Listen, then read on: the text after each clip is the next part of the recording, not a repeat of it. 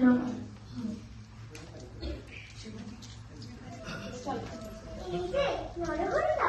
ভালো আছে? আমি কি ব্যাপার থাকে? ব্যাপার কিছু না, বলছি। ব্যাপার কিছু না তো খামকা মাঝ রাস্তায় দাঁড় করলে কেন? দাঁড় করানি তো, এই যে হঠাৎ দেখা হয়ে গেল তাই বলছি। দাঁড় করাওনি? না তুমি দাঁড় করাওনি? না না, দস্তুর মতো পথ আগলে রেখেছো আর তুমি বলছো তুমি দাঁড় করাওনি? ছি ছি ছি, ইস। এগুবার জায়গা জুড়ে খারাপ আর তুমি বলছো তুমি দাঁড় করাওনি?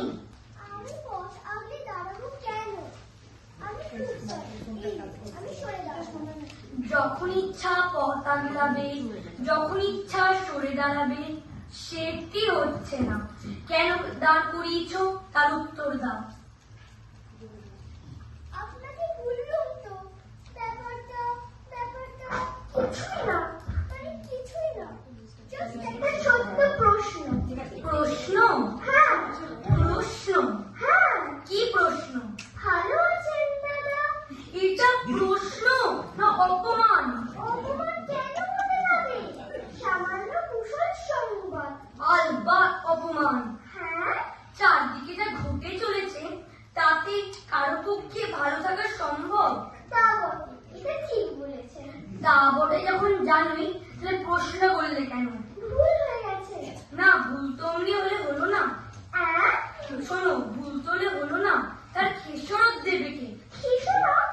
এর মধ্যে খেসারত দেবার প্রশ্ন আসছে কোথা থেকে? কেন আসবে না? কেন? একজন কনস্টিপেশনের রোগী, তার দিন দিন ধরে নো এক্সিট, তাকে তুমি শুধাচ্ছ আপনি ভালো আছেন?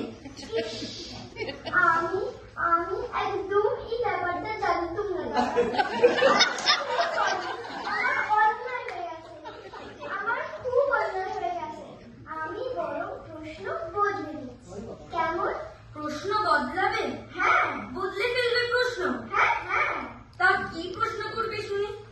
এবার থেকে দেখা হলে বলবো, দাদা আপনি নিশ্চয়ই ভালো নেই। ও, তার মানে আমাকে অগ্রাহ্য করে পাশ কাটিয়ে চলে যাবে? না না, তা কেন? না, তাই তো। না, তাই তো, দেখা হলেই ভালো না থাকার কথা শুধালে মানুষের হারানো শোক, হারানো ব্যথা বেদনা উথলে ওঠে। এটাও তুমি জানো না? এ আপনি কি বলছেন দাদা? ঠিকই তো বলছি। দেখো না, এই আমি আমার হাঁটুর ব্যথার কথাটা ভুলেই গেছিলাম। তুমি যে জিজ্ঞেস করলে দাদা তুমি নিশ্চয়ই ভালো নেই, অমনি না ব্যথাটা কিরকম চাগিয়ে চাগিয়ে উঠছে। আমার হাত হয়ে গেছে, আমার হাত হয়ে গেছে নরহরিদা। এবার থেকে দেখা হলে কোনো প্রশ্ন করবো না। তার মানে আমাকে অগ্রাহ্য করে পাশ কাটিয়ে চলে